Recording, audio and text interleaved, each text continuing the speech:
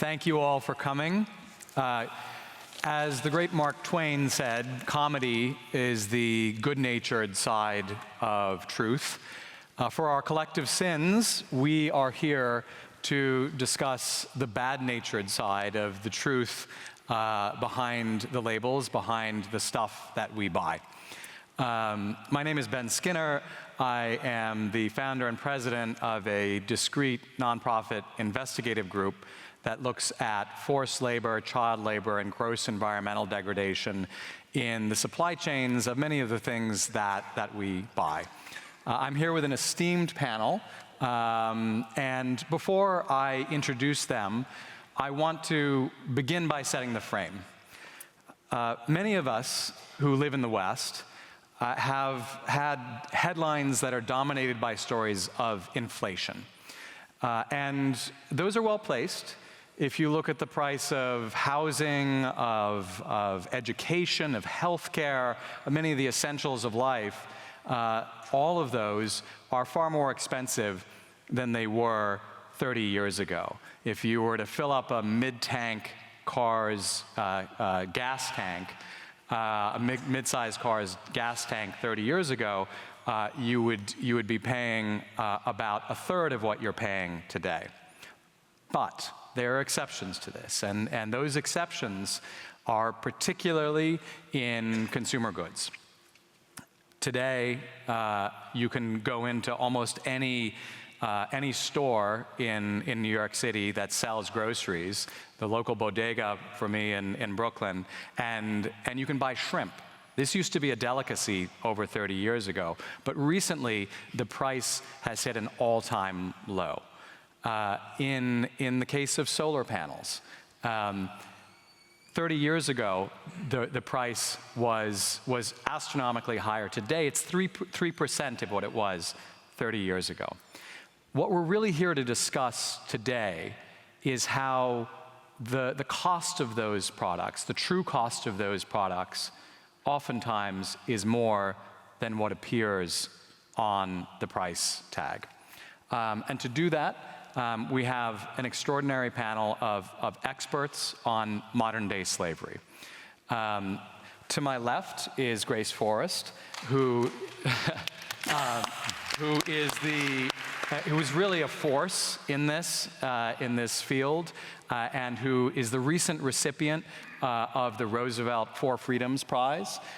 She is critically the principal behind Walk Free. She's the director of an organization that does a singular job of tracking and quantifying slaves in the world today. And I'll let her define exactly what slavery means in the modern context.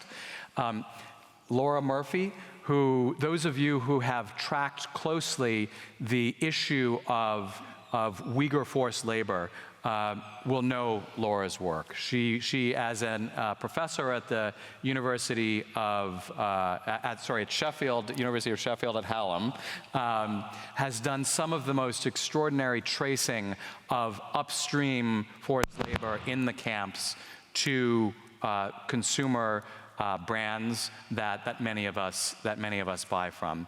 Critically, right now, she is a special advisor at the Office of Policy at the Department of Homeland Security, and very much an activist within the government, and somebody we are very, very happy to have with us today. And finally, Nick Grono, who is the CEO of the Freedom Fund.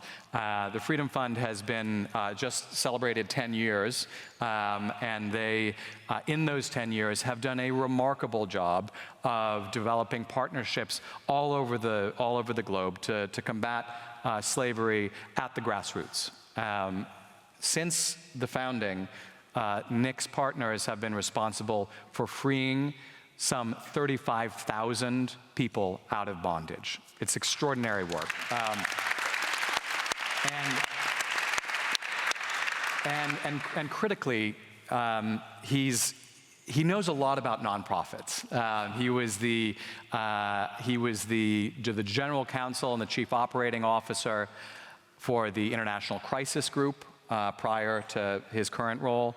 And in a month, he has a book coming out, which everybody should get, called How to Run Nonprofits.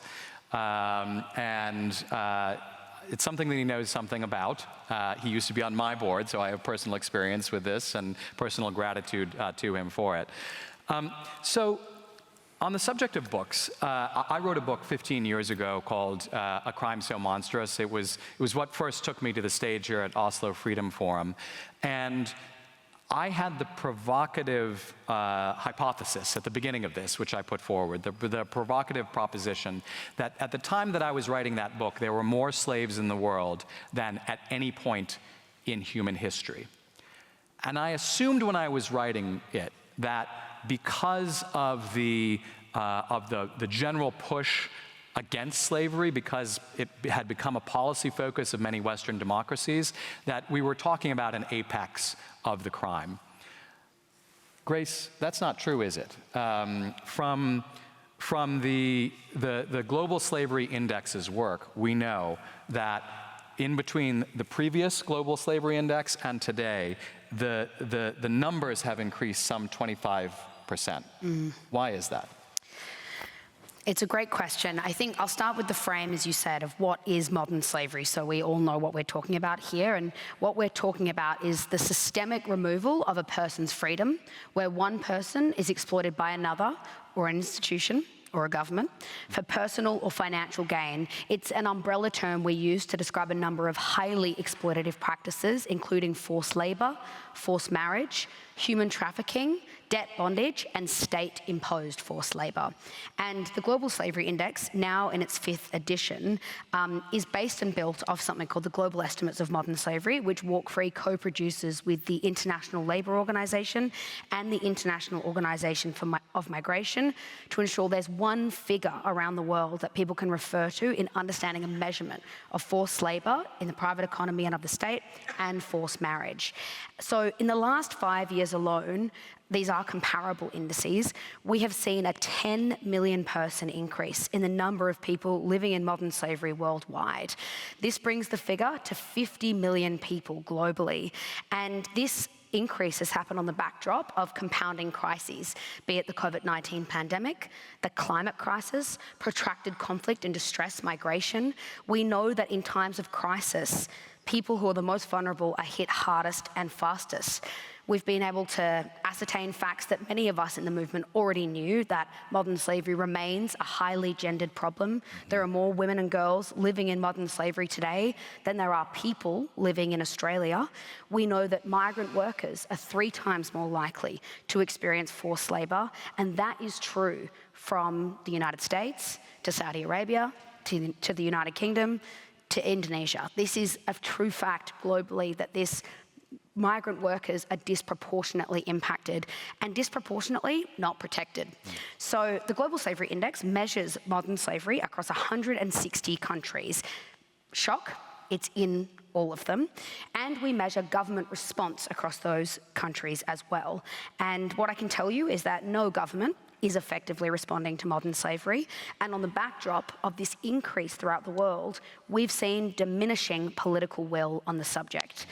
Something that is important to point to in the context of what we just watched is the Global Slavery Index is, one, very much built off the belief that lived experience is expertise. Survivor voice, survivor expertise, survivor solutions are all a part of this index. And if you read nothing else, it's all free and available online. Please read the essays at the front of that index. They're all written by survivor leaders and they are incredible. We also look at the G20 countries' import risk. So the G20, the 20 most powerful economies in the world, are responsible for $500 billion import risk each year. They are also home to 50% of the world's people living in modern slavery.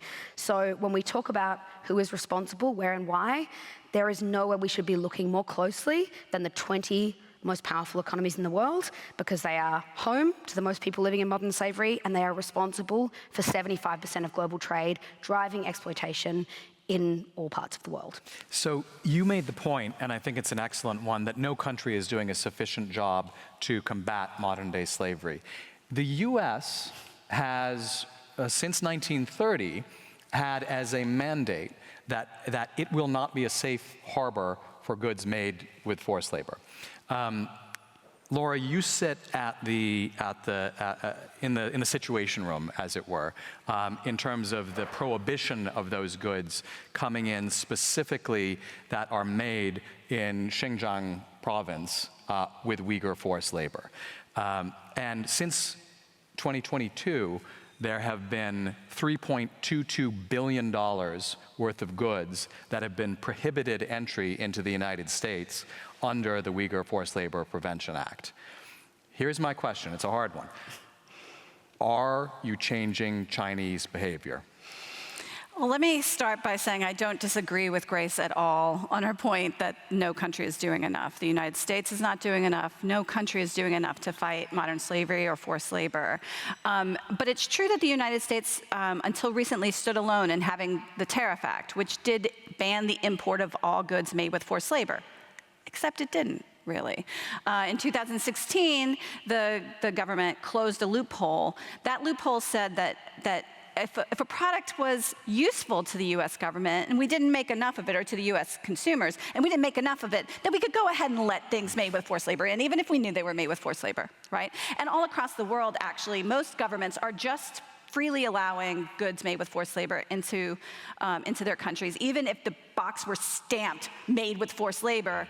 In most of the world, pretty much all the world, it would just get in. That's it. I mean, there's no question to it. So I think that having import labor bans, forced labor import bans, is incredibly important, and that cause is growing globally right now. And I think, unfortunately, it's the crisis in the Uyghur region, it took a genocide and the crisis in the Uyghur region to get governments to recognize just how critically important it is to have forced labor import bans. Typically, those of us on this stage, probably for many years, many decades, we've been fighting to say we need to have very targeted ways of addressing forced labor. We don't want to say, well, there's forced labor in Ghanaian cocoa, so let's not buy any Ghanaian cocoa, because some workers, some farmers don't use child labor. They're not using forced labor. So we don't want to do these kind of blanket boycotts. But the reason why the Uyghur Forced Labor Prevention Act was enacted and was even conceived of is because in the Uyghur region of China, there is state-imposed forced labor. We can't go there to see what's happening to the workers. The workers can't report on what they're doing. There are no unannounced visits, people who have gone there to see what's happening in the factories. And these are not simply factories in the camps, to be clear. These are factories all across China where people are being forced to go and work. Government agents knock on their doors and tell them, you have to go and go to this factory. Leave your kid behind, it's okay. We have boarding schools for them. Leave your grandparents behind, it's okay. We built some elder care facilities right next door. We're gonna take you on a bus and we're gonna put you in a factory and it's gonna be great for you. You're gonna feel so much better. You're gonna be a better citizen. And so we can't get in there and see that. We can't get in there and change it. And companies that are sourcing from those places can't do anything to change it either. This is why that's important. Which gets to your question. Sorry for the long preamble. I just want to make sure people understand what we're talking about here. But in this situation, what we've seen is that we can't really force Xi Jinping's hand on this. We can't get him to care about the rights of the Uyghurs. Our usual levers on human rights aren't working. And so this is a forced labor import ban creates an economic lever.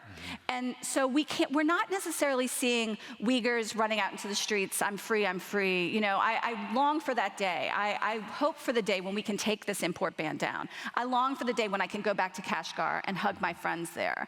But right now, that's not possible. And so this ban makes it so that we can see change and we can create change through a different lever. And that is, we're seeing companies fight back. We're seeing companies release the people who's sent to them by state-imposed forced labor. Only a few, but those few are important.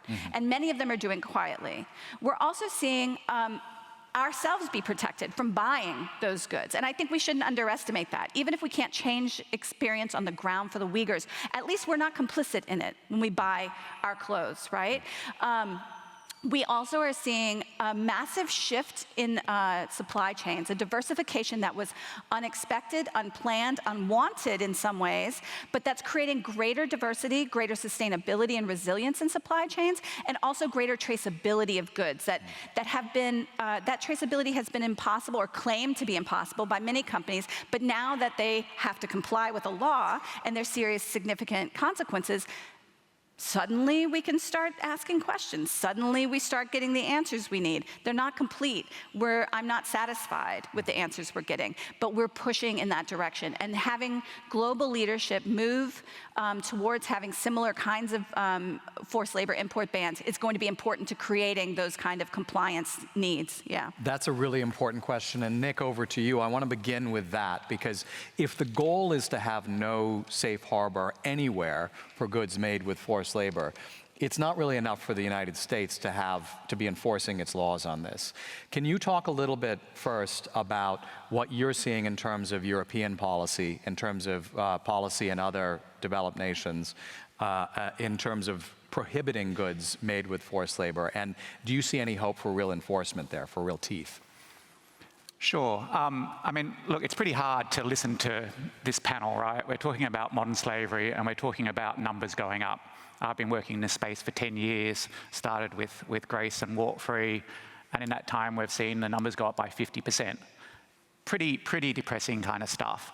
The numbers have gone up partly because we're measuring better, but primarily because the conditions driving trafficking and slavery are getting worse. You know, conflict-driven migration, climate-driven migration, also COVID, right? Everything that increases the vulnerability of populations increases the risk of slavery. But, and I think it's really important at an event like this to talk about the positive story. And there's one big positive story in this space, which is that policymakers, certainly in Europe, in the US, and many parts of the world, are starting to get to grips with what are the ways we regulate corporates to ensure that they do a better job at looking at their supply chains and reducing the risks of modern slavery. So we've heard about the Tariff Act and the fact that it's improved in the US over the last 10 years. Europe is beginning to really get into gear in terms of tackling regulation of supply chains. They've just passed a directive this year that requires companies of a certain size to dig down into their supply chains much more aggressively. And we know that when you do this properly, companies suddenly discover they can do this, right? Up until there's real pressure, up until there's a financial cost or potential penalties, it's all too hard. When you change the cost-benefit equation, suddenly a way can be found. So this directive means all the states are going to pass tougher regulation around requiring companies to engage in due diligence. European Union has also just passed another directive, or the Parliament passed a directive a month or two ago, about an import ban modelled on the US model. Australia is looking at this. Canada is looking at improving its legislation. So we're starting to see some progress. And if you ask me in this space, you know, where in the human rights space over the next decade are we going to see real movement? It's going to be in requiring transnational corporations operating in the global north to do a lot better job of understanding where forced labour is, where the risks are in their supply chains, and how we can make a real difference. And I think that's something to celebrate.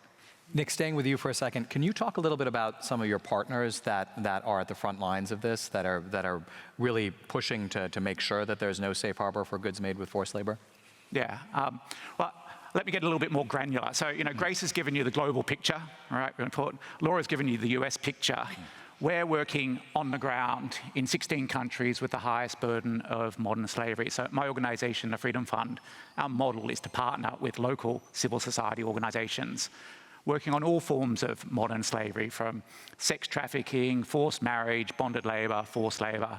When it comes to forced labor, you know, we're working in Thailand, where refugees, migrants from Myanmar, from Cambodia are tricked, deceived, coerced onto fishing boats, subject to the most horrendous violence, often pumped full of amphetamine so they can work 20-hour days, go to sea for weeks, sometimes months on end, to strip the oceans of undersized fish, which ends up on our supermarket shelves.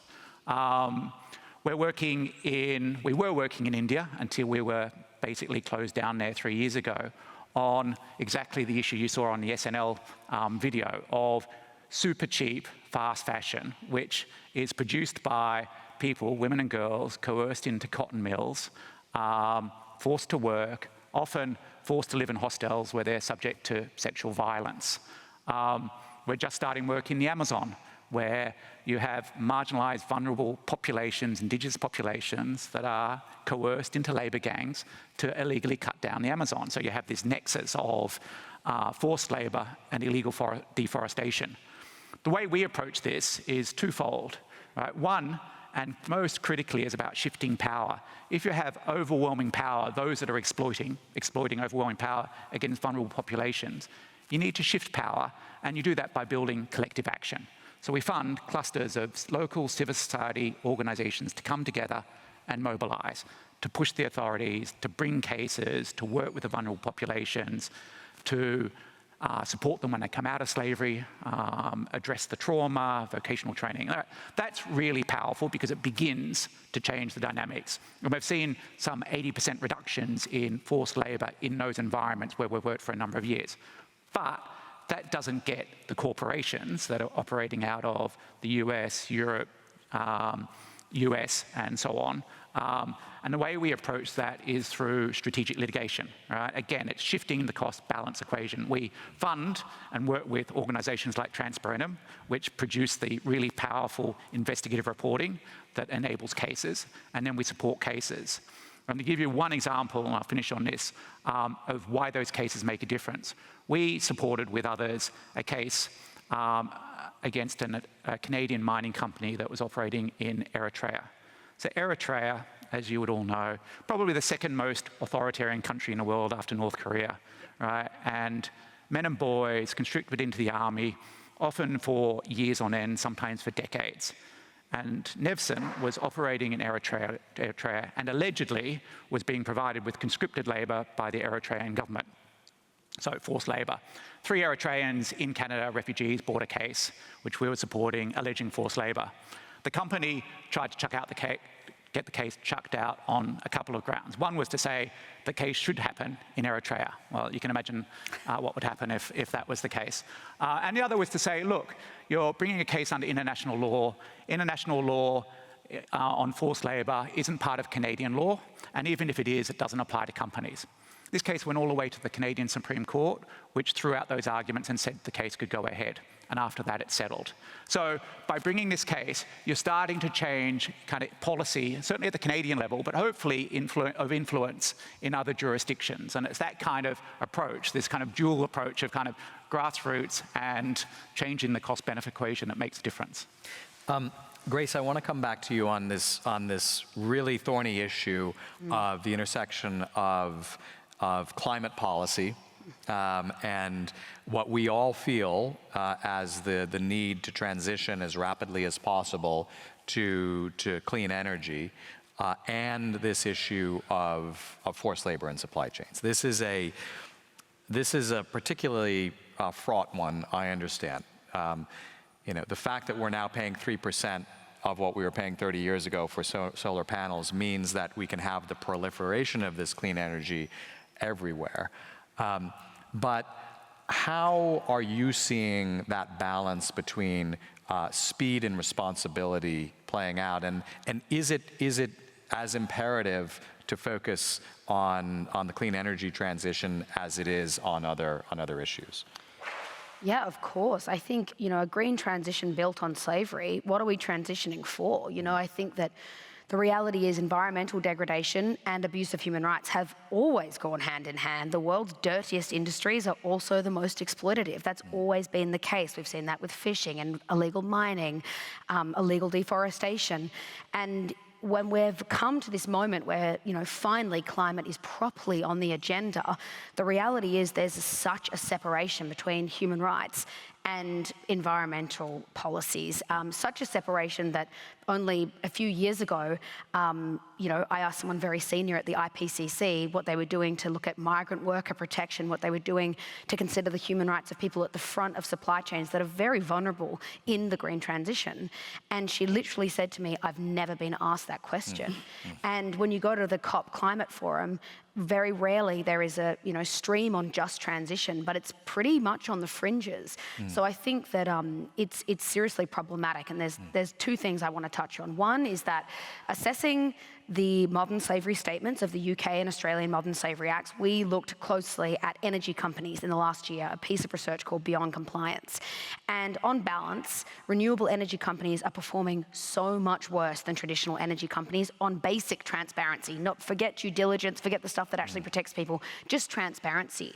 We know that 45% around of the world's polysilicon, a critical ingredient for solar panels and much of the green transition, is coming out of Xinjiang.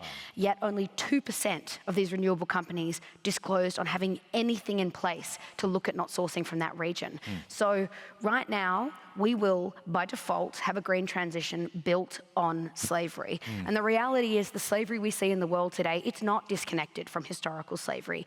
Industries like cotton, industries like sugar, industries like tobacco, they have never not been exploitative. And we have this opportunity to build a new economy with these basic tenements of human rights, and liberal democracies are going straight forward into it without these basic principles. And you know, I recently met a big CEO of a new climate forum, and I said to him, you know, I'd love to understand how you're integrating the human rights of these supply chains into your conference. And he said, well, Grace, there's got to be some trade-offs in a green transition. And my question is, trade-offs for who? Right. Do you mean the people who have contributed the least to the climate crisis and are already the worst affected, and now you want to build the solution off their backs of exploitation and re-cement structural inequality? Because exploitation is by design, not default. Yeah. So unless we very deliberately build in transparency and due diligence into these supply chains, they will naturally be exploitative. So from Xinjiang, where we know there is state-imposed forced labor, ethnic cleansing, egregious human rights abuses, to the DRC, these are where these supply chains are going into, and it's just simply not good enough. Don't let anyone sell you the lie that a green transition should be built off anybody's basic human rights, and especially when they're being done by liberal democracies that are supposed to be protecting people's basic human rights.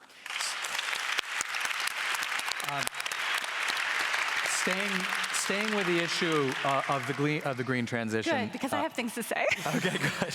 I would love to hear your perspective. And again, you're kind of at this nexus of activism and policy. And I know your heart, I think, and you are somebody who fundamentally, this is personal for you in many ways, the issue of Uyghur forced labor. I wonder if you could talk about how the U.S. marries these two objectives of transition to a clean economy. I'm honestly not sure I can, Ben. But, no, what I will say though is, you know, when I joined government only 6 months ago. This is a very new world for me. I'm used to just saying exactly what I think, so I'm just going to do that basically. But. You know, before I did this job in the government, I was doing research on, well, I've been doing research on forced labor globally for 2 decades, but then in the last 5 years, exclusively on forced labor in the Uyghur region. And the first report we did was on exactly what Grace was just talking about, the forced labor in the polysilicon industry that's feeding into the solar industry.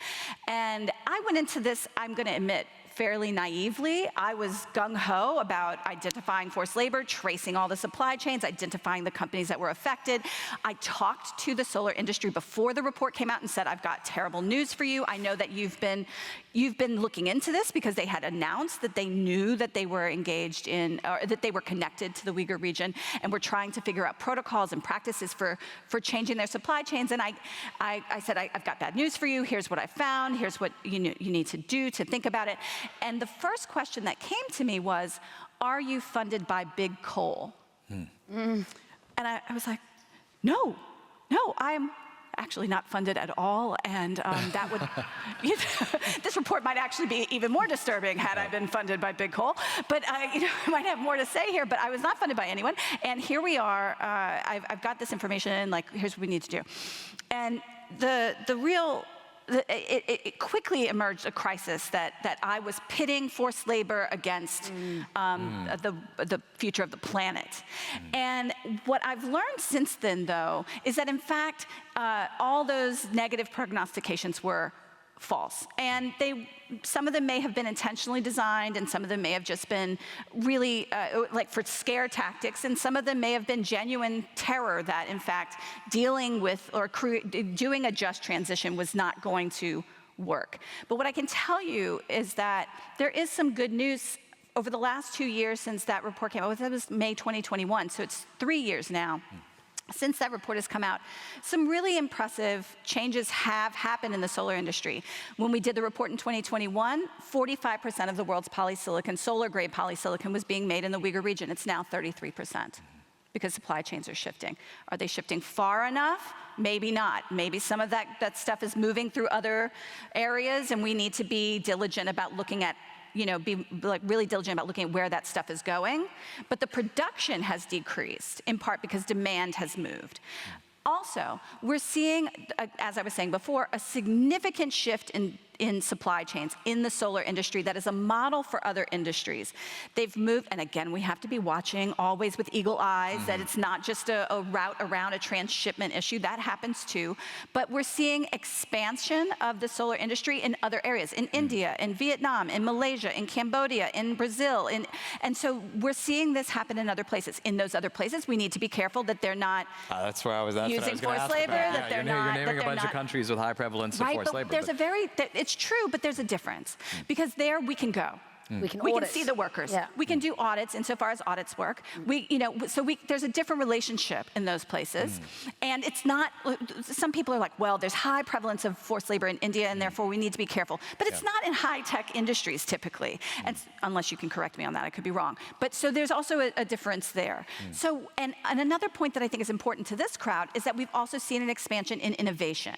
Innovation that was undercut because the price of polysilicon was so low in China that nobody could afford to put money down on it, invest in innovative technologies because polysilicon was going to be so cheap that we were going to be able to, that we were just going to stick with that. But we're seeing innovation get funded again so that we can avoid the polysilicon trap. So I think that this is a model for other industries that, in fact, these kinds of sanctions do work, that forcing compliance does work, that supply chains can change even if it feels like they're entrenched, and that innovation can flourish when we're not undercutting the price of goods by using forced labor, by having environmental degradation, because also they make all that polysilicon using coal energy, 100% coal energy. It's the highest carbon emissions of any green tech that you can buy. And so all of this together means that there can be change, but we have got to have government involved, which is the only reason I'm there.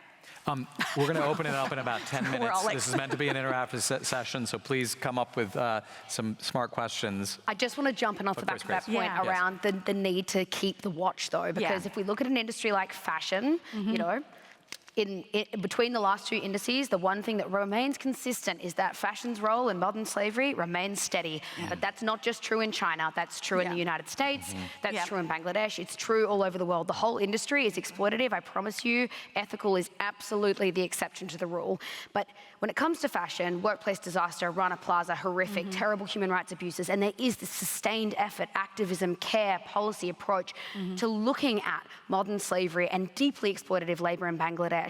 But the reality is, when those laws pass and when those companies then are put under that pressure, they up and move. And now most of those fast fashion companies are in a country like Ethiopia with the lowest minimum wage in the world, and it's called the lowest minimum wage in the world because it doesn't even have one. So the thing is, when we push down on one area, we have to be careful about it popping back up, and that is the reason why these same industries remain so deeply exploitative. And with the green transition, when you add pressure, when you add a timing pressure to any of this, we know that exploitation is increased. So in COVID, everyone needed PPE fast, and people made a lot of concessions. A lot of that PPE was made in North Korea. A lot of that PPE was made using forced and child labor. And again, that's not an accident. It's because our economy has been built for convenience at the cost of almost anything else. So this green transition being urgent, we need to weigh that up on urgent versus important, and equally be aware that where there is pressure, these industries will move to somewhere with less visibility. Right. And in terms of you mentioned India as one of those countries that is getting more business as a result of the pressure on Chinese imports made with forced labor. Nick, you've got a lot of historically have had a number of partners in India, and you've been targeted. Freedom Fund has been targeted by the increasing weaponization of the Foreign Contribution Registration Act, the FCRA, in India. I wonder if you could talk a little bit about some of the some of the resistance and ways around that. Have you been able to keep lights on in India? And those partners that focus on supply chains, have you seen extra pressure put on them as a result of that law and as a result of the policies of Modi? Let me think about this. Yeah. I don't ask Answer in a way softballs. that doesn't put anyone at risk. Yeah. So, look, we started working in India 10 years ago. According to the Global Slavery Index, more people in slavery, bonded labor, forced marriage in India than anywhere else in the world. It's over 10 million people. So it was kind of prime territory for us to work in. It had a flourishing, active civil society, rule of law, reasonably well respected. So we started working there, and up until about 3 years ago, we were working with 50 partners in India. We'd put $20 million in there. We had helped, with our partners, liberate 25,000 people directly from slavery, impacted over 1 million directly and millions indirectly, changing the systems that enable slavery to happen. But at the same time that we are in India, there's been another trend, which is the government has become increasingly authoritarian. Hindu nationalist government that has been cracking down on religious minorities, on human rights activists. We perhaps naively thought that local partners working on poverty alleviation, working to support the most marginalized, were not a threat to anyone. But it turned out that that's not the way it was perceived. So about 3 years ago, the government stopped us from bringing money into India, which meant that we couldn't fund our partners. Didn't affect us directly, right? We weren't targeted in terms of anyone at risk, but it meant partners who were doing amazing work no longer got or received a chunk of their funding. And it's been effective in effectively closing down that work, and that's hugely problematic. And, you know, it's something that I think something that's been really important with the Oslo Freedom Forum and Human Rights Foundation is start and shine a spotlight on what's happening in India, because, you know, there's a lot of focus on China, but the world's biggest democracy is becoming less democratic, and I think it's important that we focus. We can have an impact there. We, the Freedom Fund, can't, because if we try and work with partners there, they will be at risk and staff will be at risk. So we're not prepared to do that. Others will step up. But I think the more kind of scrutiny that's placed on what is going on there, the more impact we'll have on the high prevalence rates and all those factors that are driving greater exploitation. Because let's be clear, right? Slavery happens when you have weak rule of law and desperately vulnerable populations. And populations are vulnerable because they are religious minorities, because they are ethnic minorities, because they are women and girls in a patriarchal society, because they are refugees and migrants. These are the people, and that's what we need to focus on, and there needs to be a lot more work done on that. I will just say, I do hold out hope for what has been the world's largest democracy. The numbers are almost fully in, and it looks like Modi will have to form a coalition government. That's the latest. Okay. Good news. At the same time, he put his foot pretty heavily on the scales, suppressed opposition left and right, and so he's going to be still in the driver's seat for the most part. The other reason I'm very hopeful, as you and I have talked about extensively, is that abolition of slavery is a foundational principle in India, in the Indian Constitution. Yeah. And I think the vast majority of Indians, if you were to poll them, don't agree with it. Yeah. So most people think that slavery is wrong. Exactly. So which is why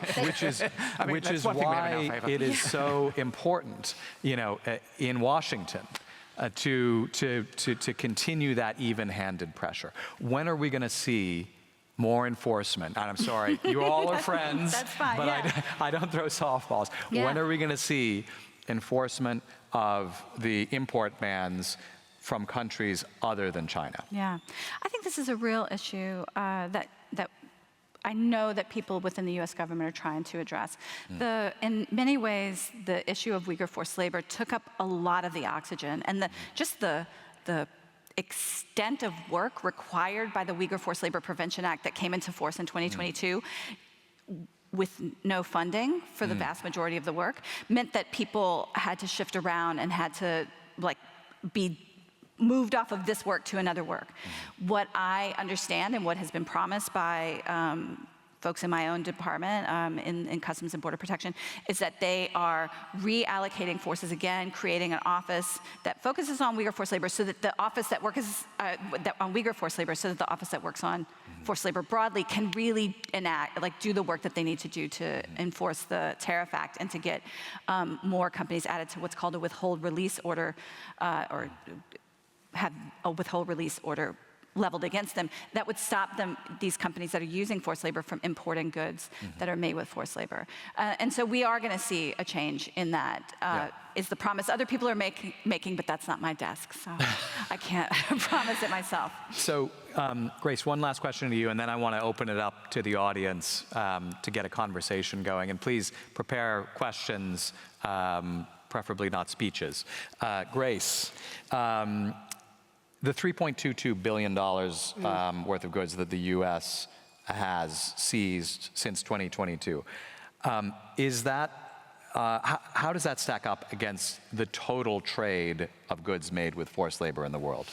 Look, I think I'll caveat my answer by saying I think it's fantastic the work that Laura does, and it's fantastic that we have this focus, and what we need is much, much more of it. But as it stacks up, $3 billion sits within $196 billion import risk into the U.S. annually. Just into the U.S. That's just the U.S. So the U.S. has $196 billion import risk annually of goods being made with forced labor. So it's pretty massive. And I don't think that the U.S. is maybe looking at their friends who are dictators on this. Everyone is really angry at China at the moment. There's a lot of xenophobia. China deserves and needs to have that scrutiny over especially what is happening in Xinjiang. But the reality is, of the top 10 countries with the greatest amount of people living in modern slavery, India's number is much higher than China's.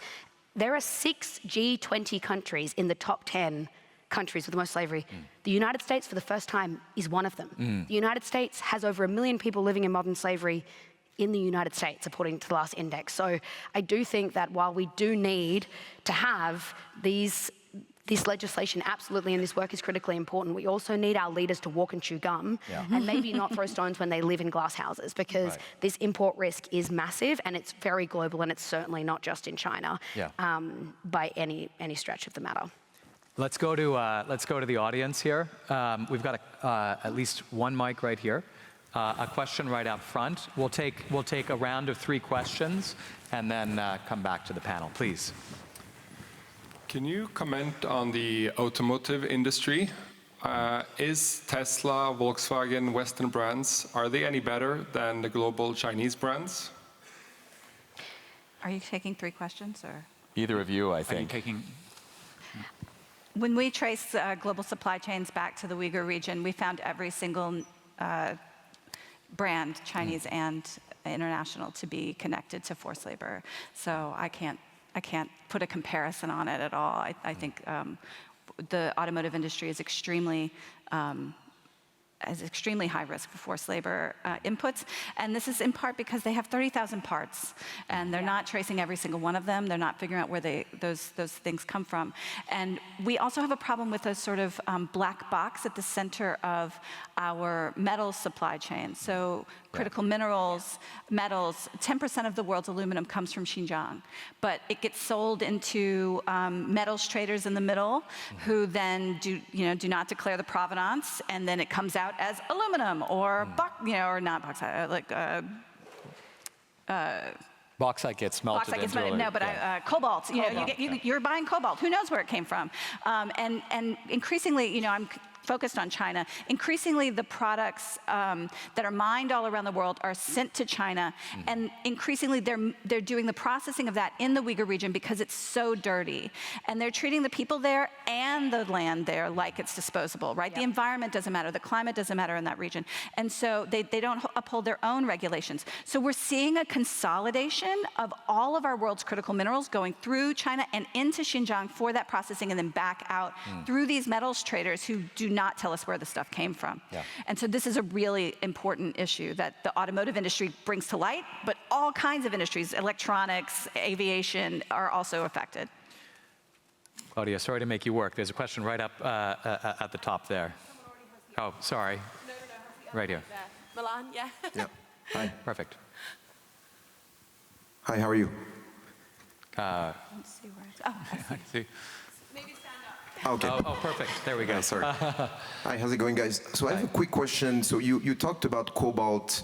I'm from the Democratic Republic of Congo. So in, well, a couple years ago, when the Dodd-Frank Act came out, specifically Section 1502, that made it very complicated for American companies to source cobalt from the DRC, for example, because the due diligence became stringent, and typically what you see is people just turn their back. It's too expensive, it's too complicated, we don't want to deal with it. The reality is in Congo, you have about 10 million people who rely on artisanal mining for their income, and they're adversely affected by this decision. So I guess my question is, how do you reconciliate that type of impact coming from like a good place initially on these communities versus maybe applying pressure on the local government in the DRC versus pushing compliance, heavy compliance on companies that then decide that it's more cost effective to just, you know, like deal with something else or diversify the supply chain? That's an excellent question. Let's take one more before we come back to the panel. Right in the back there, if that's. Do you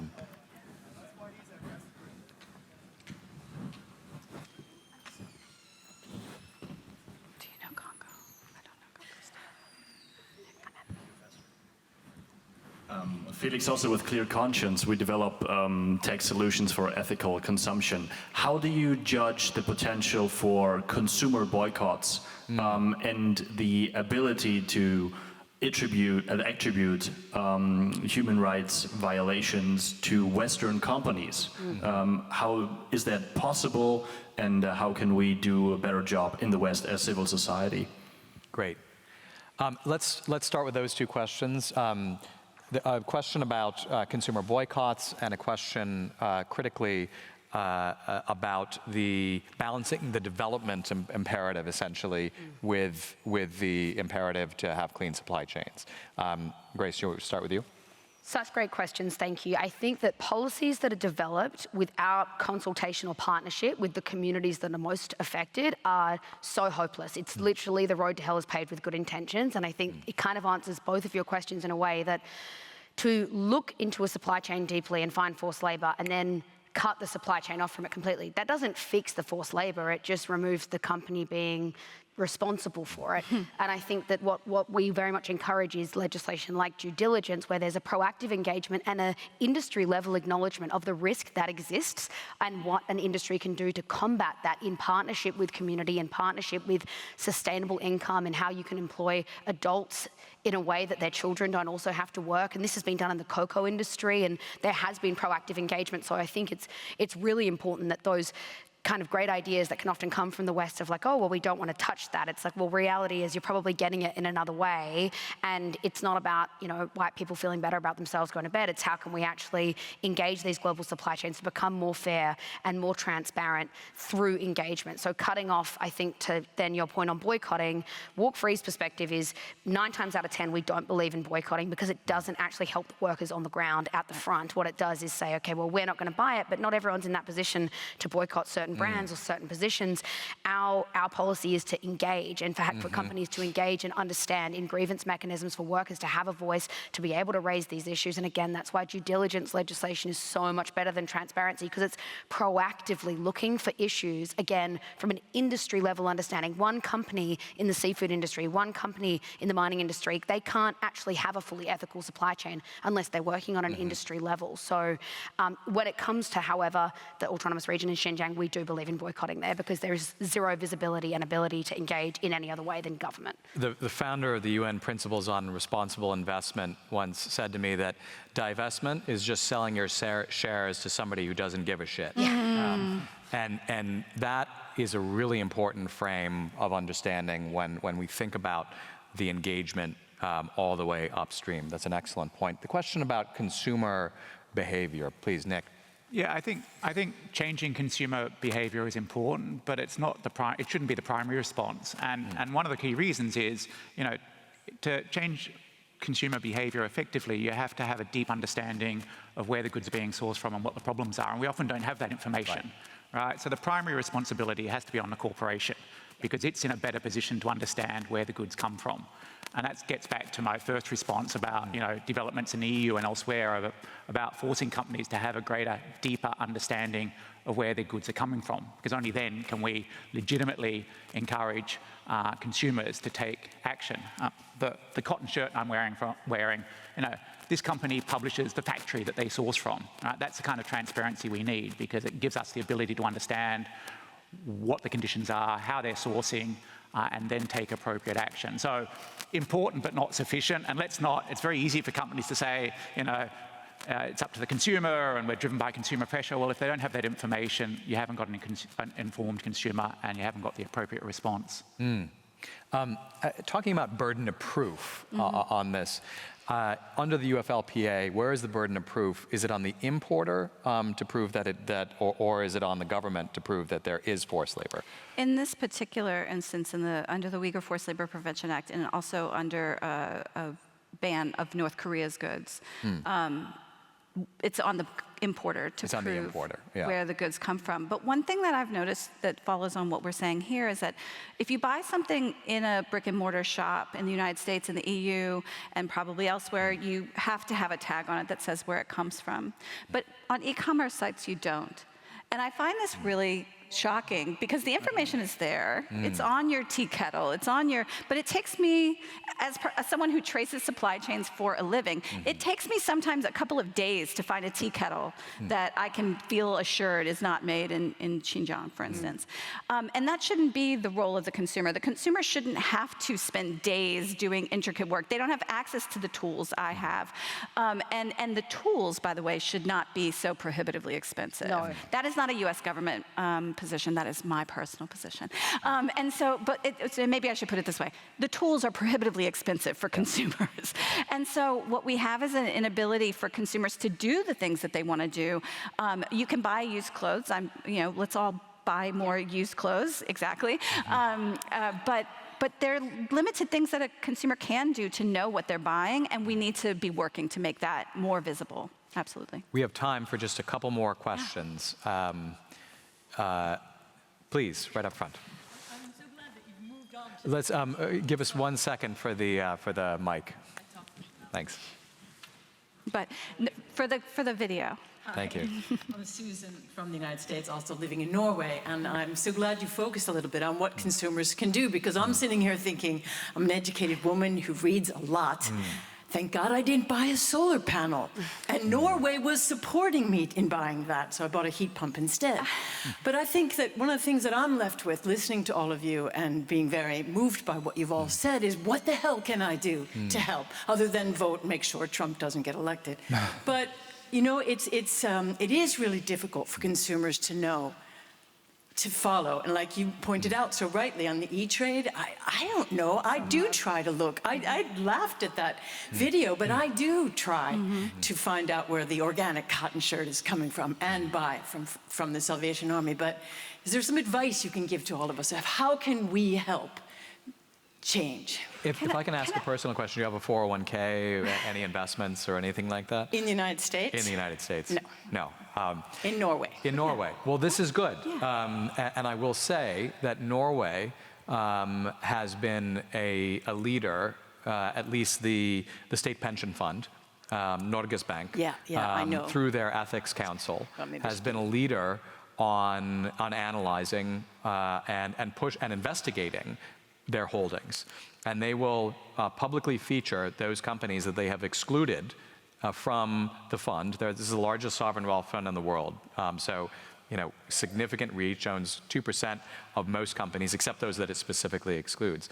One thing you can do is look at the companies that they've excluded for human rights and probably not buy from those. There's a start. But I'd love to... I also want to make clear that my message is not don't buy solar panels. Mine either. Yeah, okay, good. I think we're together on that. I don't think that's the message. I think that we need to ask questions of the people we buy solar panels from. The governments are responsible for doing that information. I think that's what's so difficult is that, again, like our leaders should be able to walk and chew gum. Like they can ask these questions while procuring solar panels. I don't think think any of us want to buy things that are using forced labor in the process. So I think it is a question around government engagement. And I guess, like, not to negatively gear what you just said, but I completely agree with you. Proactively looking for the right answers, that's a great thing. It does take time. Buying secondhand, that is also prohibitive in other ways. So I guess in a really simple way, I would say, unless a brand can show you how they are what they are doing to do the right thing, assume they are doing the wrong thing. For so long, we have pussyfooted around this. Oh, people are trying. No. I promise you, slavery is the default in fashion. It is the default. So unless a brand can show you how they're doing the right thing, assume they're doing the wrong thing. In 2024, none of us should be hoodwinked into thinking that when you buy anything, a company shouldn't be able to give you that information. Simply asking the question as a starting point is so critical. People think it isn't, it is. And none of us believe the onus sits with the consumer. We believe it sits with multinationals, with governments, but it does matter when people ask questions. And if a brand can't show you, assume they're doing the wrong thing, and goodbye to your business. Don't give your hard-earned money to people that can't answer those questions. Many companies tell us that they don't see the consumer demand for non-forced labor-made goods. And so with the solar industry, for instance, many of the developers and outfitters who are putting these things on your house, they don't know. They don't know this. They think they're doing good. They're out there like putting solar panels, saving the planet.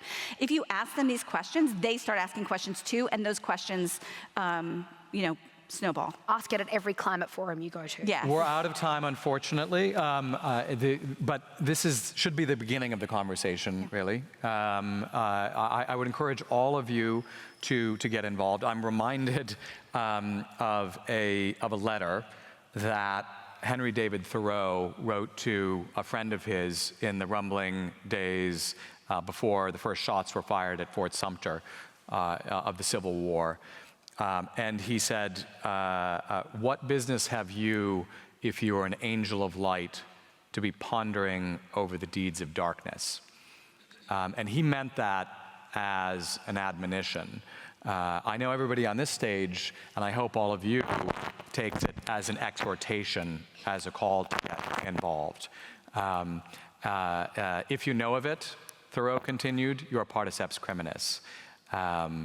But fundamentally, all of us can be an agent of change as well. Thank you so much for joining us today.